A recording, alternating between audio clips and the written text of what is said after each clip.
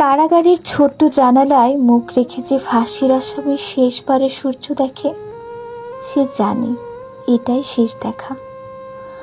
তার চোখে থাকে তীব্র আকাঙ্ক্ষা, নিঃশেষ ভালোবাসা, আর একটা গভীর হাহাকার পৃথিবীকে শেষবার ছুঁয়ে দেখার।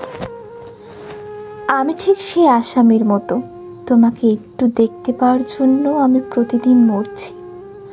প্রতিদিন নতুন করে ফাঁসির আদেশ শুনছি নিজের মনে।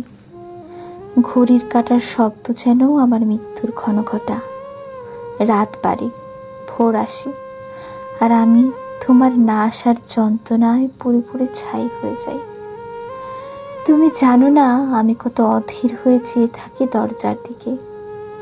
চিন্তা করি হঠাৎ হয়তো আসবে, হয়তো এইবার দেখা হবে, হয়তো হেঁটে আসবে আমার কাছে, আর আমি চেয়ে থাকবো তোমার চোখের দিকে অপলক দৃষ্টিতে।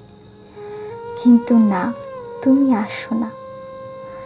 আমার সেই তীব্র ইচ্ছা তোমাকে ছুঁয়ে দেখার, একটুখানি কথা বলার, সেইটুকু চাওয়া তুমি ফিরিয়ে দিয়েছ এমন নিষ্ঠুরভাবে, যেন আমি আদৌ কখনো কিছু ছিলামই না তোমার। তুমি জানো একদিন আমিও চলে যাব নির্বাক নিঃশব্দে, তোমাকে না দেখার অভিমানে। আর কেউ তখন বলবে না এই ছেলেটা প্রতিদিন একটু দেখা পাওয়ার অপেক্ষায় মরেছে।